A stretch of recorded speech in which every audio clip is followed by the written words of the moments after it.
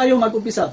So ang distribution box natin may 8 poles po siyang nakalagay dito. 1, 2, 3 hanggang 8 pag single pole ang gagamitin. Pero kung 2 poles na breaker ang gagamitin mo, so 1, 2, 3, 4 lang ang malagay mo. Pero depende po sa MCB na bibilhin nyo. Tapos ang MCB po ay made of plastic. So depende, mayroon ding metal kung gusto mo ng metal. So bago natin i-install po ang MCB natin, kailangan natin buksan para malagay po natin doon sa loob ang MCB. May screw po, dalawa dito. Dito at saka dito. Tanggalin natin. Tanggalin natin. Yan. Ayan, natanggal na natin. Ito po ang DIN reel na lalagyan po sa MCB. Pero bago po natin ilagay dito ang MCB na breaker natin, kailangan muna natin i-adjust itong DIN reel na nakalagay dito. So may screw po dito, dito, at saka dito, dito. Kailangan i-adjust kasi po hindi po makadaan ang wire dito sa likod basta bagong bili mo sa distribution box na ganito. So gusto ko na ipakita. Ito yung wire natin. Kasi dito po dadaan sa likod ang wire. So makikita mo hindi po makadaan ang wire dito po sa likod. Yan, makikita hindi makadaan. Kasi i-adjust po natin ang DIN reel natin na pataas dito. So may mga grupo dito na adjustment. So kailangan tanggalin natin ang screw. So tanggalin natin. Dito tayo mag-isa. So ito po ang itsura niya sa likod. So nakalibay lang po kaya hindi makapasok yung wire dito. So may groove to sa kilid dito kung makikita mo. So ito ilagay natin dito po sa taas para yung wire makadaan po dito. Saka dito. So makikita mo dito ganyan. Tanggalin mo. Tapos may mga groove po 1, 2, 3, 4. So dito natin ilagay sa kaapat na lang. Para makapasok yung wire natin. So dito natin ilagay. So yan makikita. So sa kabila naman para maging balance po sila. So pwede na makadaan yung wire. So dito natin ilagay sa apat na linya. Pwede na natin ilagay kasi makapasok na yung wire doon. So ibalik natin. Yan, subukan natin ipadaan yung wire sa likod kung pwede bang dumaan. O itong yung wire at ipadaan natin sa likod. O okay na. So ito po ang unang dapat gawin. Talagang kasi dito lang ang dadaanan ng wire. Kapag malagay na po dito ang MCB, mahirapan kang maglagay sa wire kaya dapat dito sa likod na ilagay ang wire. So pwede na tayong makadaan, makikita naman. Tapos ang paglalagay po sa MCB po, gusto ko ipakita yung MCB sa likod at ito yung DIN reel na kakabitan ng MCB. So ang likod po sa MCB ganito po, may spring po sa hatakin mo pababa. Tapos iganon mo. Ayan, tapos pwede mong i-push o kaya hatakin mo itong babawa na spring para po makapasok po dito sa likod. So, ganun ang gagawin natin. So, dito tayo mag-umpisa. So, lalagyan na natin ng branch ang distribution box natin. So, dito tayo mag-umpisa. So, sa taas tayo mag-umpisa dito. Tapos, i-push mo. Ayan. O, hindi na matanggal. Tapos, yung isang breaker, dahil 4 na branch po ang gagamitin natin. So, dito natin ilagay. Tapos, i-push. Ayan. At saka ito po yung RCBO natin. So, gagamitin natin yung RCBO. Ganun din. Tapos, i-push. At ito po yung sa lighting natin sa MCB. So kung makikita nyo ngayon dyan, mahirap po magdaan ng wire. Kaya doon lang sa likod na pwedeng ilagay. At ito namang makikita nyo dito, tanggalin na lang natin para makita, ilapit natin sa camera. Ito po ang distribution sa ground na ilalagay. Kaya kung dito mo ilagay yung isang wire, ibig sabihin lahat po magagamit mo itong mga screw. Ito marami po. Isa lang ang ilagay mo na ground, tapos ito na ang distribution mo sa ground kung gusto mong lagyan. So ibalik natin.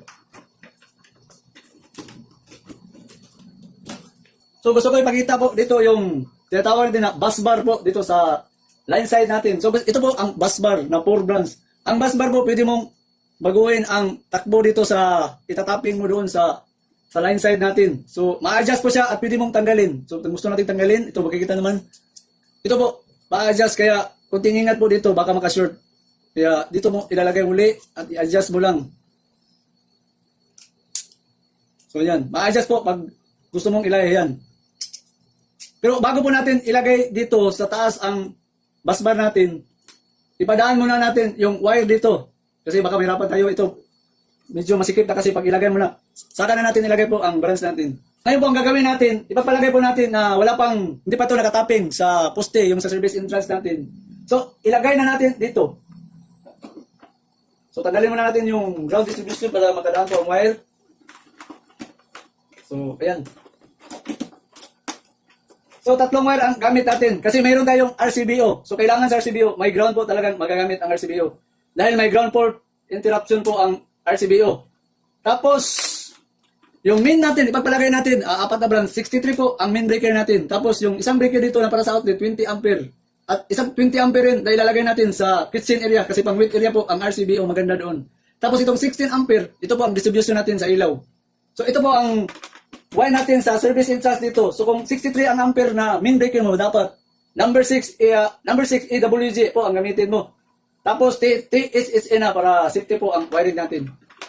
So bago natin itapping po ito, dito tayo mag-umpisa po sa pagwa-wiring natin. Ito po ang distribution sa lighting. So nilagyan ko na lang ng indicating dyan sa utility at saka sa junction box. So dito natin ipadaan. So gagamit po tayo ng black and white na wire.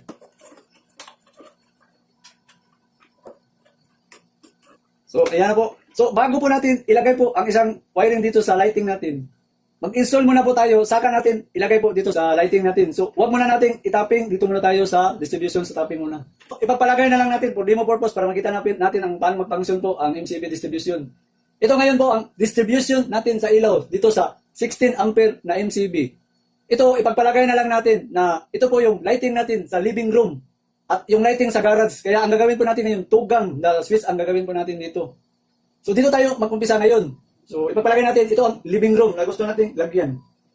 So, gagamit po tayo ng tugang na switch. So, ito na po ang tugang switch na gagamitin natin. So, ito. So, paano ba maglagay? Dalawa ang gagamitin natin na switch, tugang. So, yan po. So, ang una natin gagawin dito, dahil malapit naman ang wire ngayon dito. So, una natin gagawin, ito yung lighting na to sa living room. Itong living room, ito ang sa garage. So, ibig sabihin, ito yung unang ilaw na itatapping natin sa switch. So, ito. So, ang gagawin mo, black ang gagamitin mo. The switch natin na ipadaan. So, dito natin ilagay. So, tapping tayo sa tugang na switch sa ilaw natin. Yan. Tapos, yung isang wire dito natin ilagay. Kasi nakaganyan po ang switch. Pag switch mo, una pong ilaw ang living room. Tapos, ito yung garage na naman sa labas sa bahay mo. So, direct na lang tapping natin kasi malapit na po ang wire.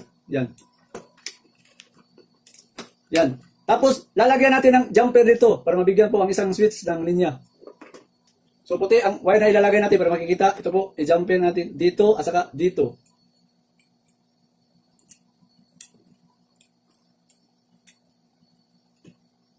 Yan, nalagay na natin. Tapos, yung line 1 natin sa block, dito natin ilagay. Tapping natin. Ito yung line 1 natin ngayon. So, yan, makikita naman. Ito ngayon ang line 1 natin. So, ang line 1 dadaan po dito ngayon. Ito yung line 1 natin na black at line 2 naman dito sa white wire natin. So kung makikita nyo, ito yung line 1 natin ngayon sa switch. Tapos maglalagay po tayo ng isang wire patungo dito sa line 2 natin sa white. Ito yung wire natin sa line 2. Dito tilagay. Tapos ito yung line 1 natin sa switch. Dito rin natin ipadaan. Tapos yung line 2 natin, ito yung line 2 sa ilaw natin.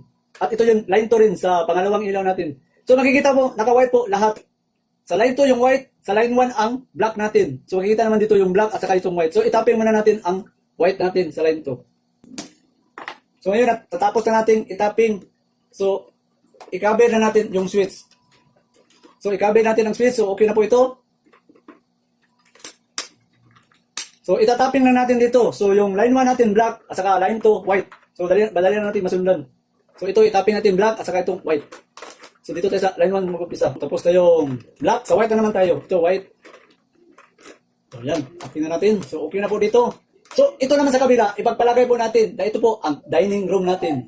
So ito po. Patungo po ito. Distribution na po ito lahat. Patungo sa kitchen, sa master bedroom, sa lahat ng kwarto. Ito po ang lahat na distribution sa lighting mo. Ito na po. At yun ang ginagamit natin na 60 MCB.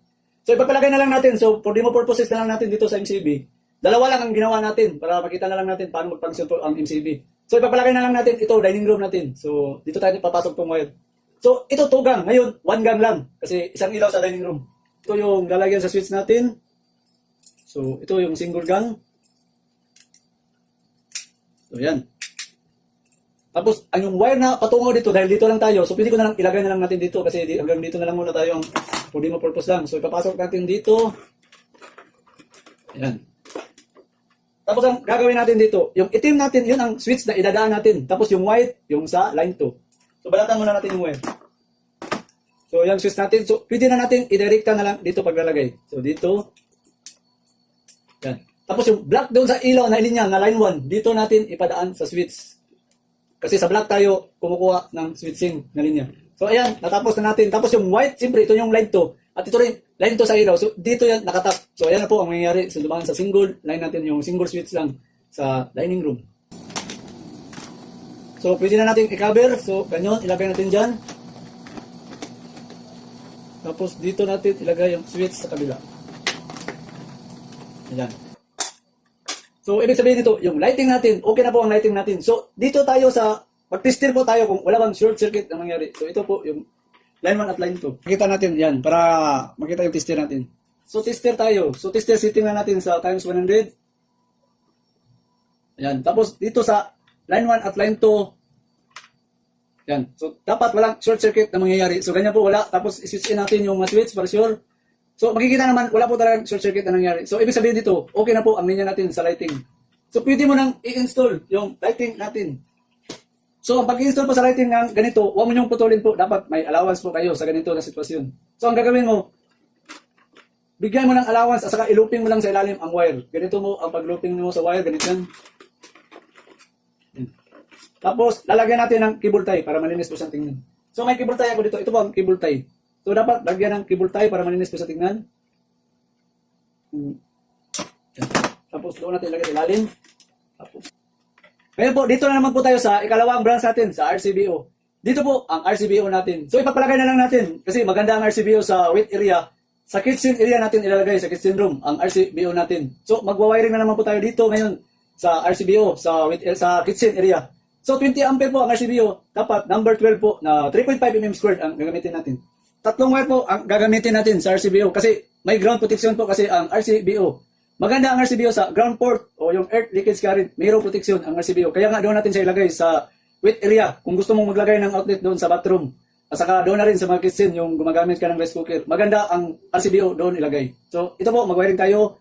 May green tayo para sa ground, saka yung line 1, line 2. Tapos, ito naman yung green natin. Ang green natin, dito natin ipadaan sa ground pole protection natin. So, gusto ko ilagay sa ilalim. Yan. Saka yung ground din natin dito. So, ito na po ngayon ang line 1 at line 2 natin. Saka natin itapping itong ground. Dito natin ilagay. Tapos, yung line 1 at line 2. Dito muna. So, gusto kong ipakita sa inyo ang prong na Omni brand. Ito po ang prong na outlet. So, makikita mo, naka-connected na po sila sa ilalim. Tapos, hindi po siya individual. So, automatic po siyang naka-gang-tugang na prong outlet. Kumpara po ito dito sa isa na prong outlet ito, magkaiba po sila. Ito dito sa kabila, individual po ang pag-wiring po dito. Kasi line 1, line 2 at saka ground. So, hindi ka pwedeng mag-jumper. Siguro kung i-jumper mo, yung line 1 at saka line 1 dito, i-jumper mo. Tapos doon ka na mag-picture sa wire. Itong isa, pakita ko sa inyo, iba po ito. Ito po ang design niya. Ito yung line 1 at saka ito yung line 2. Ito po ang ground na lalagyan. So, kung makikita mo, dalawa po ang butas. Kasi, dalawa kasi ang klase nga pagtatapping doon sa outlet. Kapag ginamit mo isang linya dito at gagamit ka pa ng isa dito, yung tinatawag natin through and through sa tapping na outlet. Pero may disadvantage at advantage doon na tapping kapag dito mo inalagay o nag-through and through ka sa tapping. So gusto ko na lang ipakita po kung anong disadvantage at advantage sa through and through na tapping at saka doon sa pigtail na tapping na ganito na outlet. So gusto ko ipakita po sa inyo yung whiteboard na naman natin. Ito yung line 1 at ito rin ang line 2. Kapag nag-through and through ka pa sa outlet po, ito po ang gamit doon. Sabihin natin ito yung ginamit natin ngayon na double prong na outlet through and through. Pag through and through ka, puputulin mo po ang linya dito. So sabihin ito yung line 1, ito yung line 2. Kapag through and through ka, puputulin mo isang linya, tapos dito mo i-connect, tapos yung isang wire dito mo i-connect. So sabihin natin tatlo po sila. So tatlo sila, so puputulin mo rin dyan. Kasi through and through, sabihin natin nag-through and through ka sa tapping. So ano bang mangyayari sa through and through? So ganun din sa baba, kasi line 1, line 2 ang outlet natin. So through and through, puputulin mo. Ganyan nakalagay. Through and through. So, ano ba ngayon ang disadvantage na mangyayari? So, ito po ang mangyayari ngayon. Kapag mayroong, ipagpalagay natin, tugang tong tatlo, tapos may 5 ampere po ditong, may ampere po na load sa outlet na ginamit dito. Yung 5 ampere po dito, dadaan po dito sa taas. So, dadaan po siya dito. Yung 5 ampere, ipapalagay natin na may 5 ampere dito, at saka may 5 ampere dito, at 5 ampere na mga outlet na load. So, yung 5 ampere dito po, dadaan po yung dito. Papasok yung 5 ampere dito, tapos lalabas po siya dito, 10. So, dito, magiging 10 ampere. Kasi dahil through and through ginamit mo na tapping, so papasok yung 5, so 10. Yung 10 dito, lalabas yung 10 dito. So papasok siya dito. So magiging 15 ampere na siya dito. Tapos labas siya dito, 15 ampere rin. So anong advantage doon, Buddy Proy? Kadalasan po, ang outlet po natin is 15 ampere lang. Kaya pagdating niya dito, pwede na pong masunog ang outlet mo dito. Kasi umabot na siya sa 15 ampere. Kasi nag-through and through ka. pag masira po ang dito na umpisa na outlet dahil 15 ampere at masusunog, may possible po na yung connected niya dito, masusunog yun, malos contact yun. So ibig sabihin, wala na pong supply ang pangalawa at pangatlo mo na outlet. Yun ang palagi pong may nasusunog sa mga true intro na pamaraan. Pero ilagay natin na pigtail po ang gagamitin natin. Subukan natin ipigtail. Ganun pa rin, tatlong tugang na outlet. Ang sabihin natin, nagpigtail ta. So anong kaibahan doon ma-deploy sa pigtail? So ito po ang pigtail. Hindi mo puputulin ang linya sa line 1 at line 2. Itataping mo lang diyan at itataping mo rin dito. Yan. Yan po ang pigtail na tapping. Ngayon, anong advantage doon? Sabihin natin na 5 ampere rin dito, 5 ampere, 5 ampere. So ang possible po mangyari dadaan po ang 5 dito. So ang 5 ampere dadaan dito, tapos may 5 ampere, ang 5 ampere dadaan rin dito. So magiging 10 ampere. Pero hindi po dumaan sa outlet yung 5 niya dito kasi sa wire, mayroon tayong wire na dinadaanan. So dito po siya dadaan. So 10 ampere dito siya daan, hindi po siya dumaan dito sa outlet natin. So pareharan silang 5 at 5. Tapos yung 5 rin dito, dadaan dito sa taas na 5 at dadaan yung 10. So magiging 15 ampere po ang load dito. Pero ang maganda doon, ang dadaanan po dito sa outlet mo, tag 5-5 lang kasi pigtail ang tapping mo, hindi true intro. So ito po yung outlet natin sa tugang na prong. So tugang prong. So nakalagay dito, kita naman dito yung line 1 at line 2, ito ang ground. So dito tayo sa line 1 natin. So dito yung line 1 itim. Yan, line 1. Tapos yung line 2, itong white natin, dito mo ilagay. O yan. Tapos yung ground, ito po yung center ground natin. So ilalagay natin yung ground dito. So ibig sabihin doon, okay na po ito. So ito yung line 1, line 1, line 2, at saka ground. So makikita naman dito ang wire, madali na lang natin itapping kasi naka-color code naman tayo. So ayan. Tapos ilalagay na lang natin ito sa po paglalagay. So dito natin ilagay, tapos i-post mo lang. So ayan, okay na. Oh. Top prong na outlet. So tapping tayo ngayon dito. So umpisa natin dito sa black. So ito yung black. So dito natin tapping yung black. Tapos sa white tayo, white. Ito yung white. So sa green na naman tayo, green. So okay na. So ikabi na natin. Ito yung sinasabi ko na iba ang style sa prong. So kailangan mag-jumper po tayo dito sa line 1 at ito yung line 1 rin. Tapos ito line 2, line 2 at ito yung ground, ground. Tapos ipigtil na lang natin ang tapping. So ito na yung sinasabi natin na magpipigtil tayo. So ito yung line 1, ito yung line 2 at ito naman yung ground natin. So lalagyan na lang natin ng wire dito at saka dito at saka dito. Instead na 6 na sana wire ang gagamitin natin. Pero ipigtil na lang natin dito. I-jumper natin yung white, yung itim at saka yung green para sa ground. Tapos i-adjust na lang natin yung camera natin. Medyo mababa po, nalimutan kong ibalik. So yan. So ito na po, itapping na natin. Umpisa natin sa black. So may wire po tayo dito, yung line 1, line 2, at saka yung ground. So makikita naman yung color code. Ito rin ang gagawin natin. Ito yung line 1, line 2, at ground natin. So umpisa natin tapping dito sa black natin. Tapos dito tayo sa white natin sa line 2. So line 2, dito yung line 2. So ito yung line 2 natin. Tapos yung ground natin sa green. So ito na last natin, green. So yan, tapos na. So ilagay na natin. So dito natin ilagay. So yan, tatapos na natin yung para sa outlet natin. Pwede na natin i-install dito sa RCBO natin kasi natapping na natin yun. Pero mag-test na naman po tayo dito kung wala bang short circuit na nangyayari po sa outlet natin. So kukunin natin yung ground niya muli para masubukan natin na hindi ba nagka-ground ang tapping natin. So dito tayo mag-umpisa sa line 1, line 2. Wala bang short circuit? So line 1, so i-shorted mo na natin tester. Okay, makita ba? Tapos line 1, line 2. So wala po siyang short. Tapos sa ground tayo, baka naka-short sa ground. Ito yung ground. Tapos dito natin itikas sa line 1, wala. Sa line 2, wala. So ibig sabihin dito, wala po. Okay po ang tapping natin sa outlet doon sa PROM, sa RCBO. So i-tapping na natin. So yan. Tapos itong ground, pwede na natin ilagay yung ground dito sa taas. So paglalagay po sa ground, ito yung lalagyan natin sa distribution sa ground. So ito po, ceramic na plastic insulation po ito. Ito naman yung parang brass. So dito natin ilalagay yung distribution. Tapos yung isang ground, so pwede na natin ilagay dito yung lalagyan sa ground. So pwede na ilagay. So yan. So yan po, natapping na natin yung ground natin dito. So tapos ito na po ngayon. Dito tayo sa pangatlo natin sa distribution, yung sinasabi natin sa living room, dining room, saka sa mga outlet natin sa bedroom. Ito po ang pangatlo natin na MCB na 20 ampere. So mag-wiring po tayo dito ngayon. So dito na naman po tayo sa pag-i-install po dito sa outlet natin. So may ipakita po ako sa inyo. Ito po ang tugang na ordinaryo na outlet lang na walang prong. So siguro marami rin nagtatanong doon na, Sir, body pro, bakit tugang lang ang kadalasan ginagamit? Bakit hindi po purgang o yung ginagamit sa extension? Para marami kaming masaksat. So, ipakita po natin kung bakit po na talagang tugang lang talaga ang dapat gamitin sa electrical na pag-installation. So, gusto natin ipakita kung bakit tugang at hindi purgang. So, ipagpalagay natin na ito yung purgang. So, 1, 2, so sabihin natin ito yung outlet natin, purgang. Kasi po pag nagpurgang po tayo, medyo may delikado po kasi pag purgang ang palaging ilagay natin sa mga outlet natin sa convenience. Kasi sabihin natin, purgang ang ginamit mo. Ipagpalagay po natin na 5 ang nalagay mo na appliances na 5 ampere. Tapos dito 5. Tapos dito may 3 ampere. Tapos nalagyan pa dito ng 2 ampere. Ibig sabihin doon, 15. Wala na po. Overload na po ang outlet mo. Kasi mostly sa outlet na ginagamit, 15 ampere ang capacity.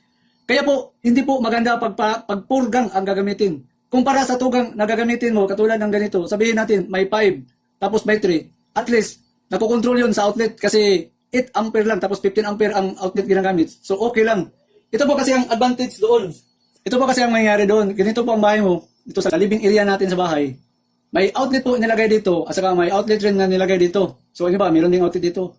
Pag tugang lang kasi, sabihin natin may 5 ampere ginamit dito, at saka 3, 8 ampere at total. So, at least safety po ang outlet mo. Tapos, dito ka sa kabila na naman outlet, magagamit ng iba para mabalance po kasi naka-series parallel lang po ang tapping sa isang outlet. So, kung gagamit ka ng ibang appliances, so dito na naman po maglalagay. Sabihin natin may 5, may 2.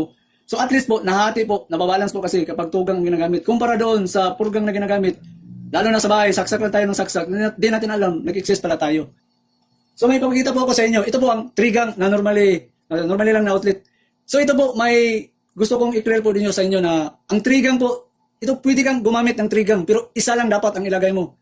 Doon mo ilagay po sa living area, yung may TV, tapos may electric fan, tapos yung pangatlo, yung ginagamit sa sound system o kaya doon sa charge mo sa cellphone. Yun lang po ang dapat pwedeng gamitin doon na trigang na outlet sa living room. Lahat po tugang na. Pero in reality po, pwede kang magamit ng trigang doon sa living room para magamit mo sa TV, tapos yung electric fan, tapos may sound system o kaya mag-charge ka sa cellphone mo. So okay lang na po kung ganun. So ngayon po, hindi mo natin na trigang ang gagamitin natin. Sa trigang na outlet, so ito, magja-jumper po tayo dito ngayon. So umpisahan natin mag-jumper. So sa block tayo mag-umpisa sa line 1 dito. So ito yung line 1 at line 2. So naka-konektado rin naman yan. So dito tayo mag-umpisa. So diyan natin itatap. Trigang po ang outlet na gamit natin. So jumper natin para makakonektado po sila. So dito. Tapos maglalagay ka rin dito sa kabila. Yan. So tapping na sa line 1. Dito tayo sa line 2. Sa line 2, ganun pa rin. So, dito.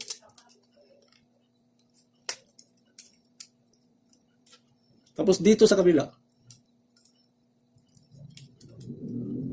So, yan. Tapos, itong klase na ganito na tapping. So, dito pwede ka mag-tap sa line 1 at dito yung line 2. So, pwede ka rin dito mag-tap sa line 1 at line 2. So, ito yung sinasabi ko doon. Kung mag-throw intro ka, itatap mo itong line 1, ito yung line 2. Tapos, mag-tap ka na naman dito ng isang outlet doon na series parallel mo connection. Yun ang tinatawag na through intro. Pero mas maganda po, pigtail lang ang tapping natin. So, pwede tayo mag-tapping dito, line 1, line 2. So, doon na tayo sa wiring na natin tapping. So, ngayon gagawin natin, lalagyan natin ng wire, line 1, line 2. Pigtail po, tapping natin dito sa outlet natin. So, ito po ang tapping natin, pakita natin. So, dito tayo sa block, ito yung line 1 natin. So, line 1, yan. Tapos, dito tayo sa line 2 tapping. Ito yung line 2. So, pwede na natin i-tapping. Ito na ang magiging line 1 at line 2 ngayon dito sa outlet natin. So, makikita naman ditong color code, line 1, line 2. So, i-tapping natin diyan. Tapos, line 1. Ito po, line 1 natin. Tapos, yung white. So, tapping tayo sa white. So, yan na. Tapos na natin. So, lagay na natin sa ilalim.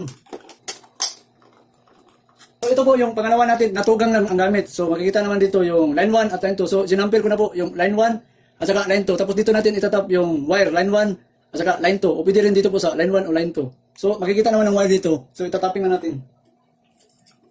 Line 1. Tapos, line 2 dito sa puti. Kikita pa ba? Okay. So, ayan. Tapos na po ang distribution natin sa living room natin. So, ayan. So, dito tayo ngayon sa mag-wiring na tayo sa pangatlo na circuit breaker. Pero itestin muna natin to kung wala bang short circuit na mangyayari. So, ito yung line 1, line 2. So, tested tayo, wala bang short circuit. So, wala po siyang short circuit, makikita naman. So, test buka ito ulit. So, yan. So, wala po siyang short circuit, makikita ba doon sa taas. So, pwede na natin itapping. Tapos, allowance natin sa wire. So, huwag natin kalimutan yung allowance natin sa wire. Yan. Tapos, lalagyan natin ng cable tie para malinis po siyang tingnan. So, yan. So, dito na po tayo ngayon sa final natin, sa main distribution, sa main breaker na po tayo. So, itapin na natin ang main breaker natin. So, yan. So, natapos na po natin ang distribution na natin. So, pwede na po tayong mag-testing ngayon sa kung titignan natin kung papansin pa. Pero lalagay muna natin ang bar doon sa taas. So, ngayon po, natapos na natin ang tapping natin. Ilalagay na po natin yung bus bar dito sa taas kasi pagtatapping kasi natin ito para madali lang matapping. Kasi napakabulky po, kaya doon na lang natin sa last itapping yung bus bar natin. So, itapping na natin ang bus bar natin. So, ito yung bus bar. So, ang bus bar, may adjust po ang bus bar. Ganyan. So, pwede mong i-moving ng ganyan, tapos i-post mo sa ilalim para hindi mag-short circuit. So, may makikita naman dito, kailangan nakapost sa ilalim. Sa ilalim po, kasi pag nakaibabaw ito, baka mag-touching po ditong linya. Makikita ba sa camera? Dito mag-touch kasi pwede matanggal kasi yung makikita nyo. Baka magkadikit po, kasi pwede matanggal sa kabilang isa. Dito sa kabila. Oh. So, luwagan muna natin para pwede na natin ilagay yung bus bar natin sa line side natin. So, yan po, nalagay na natin yung mga bus natin. So, pwede natin hikitan. So, yan po, nalagay na natin yung bus bar natin sa line side. So, ngayon, pwede na tayo mag-upisa. So, i-switch on natin itong main breaker natin.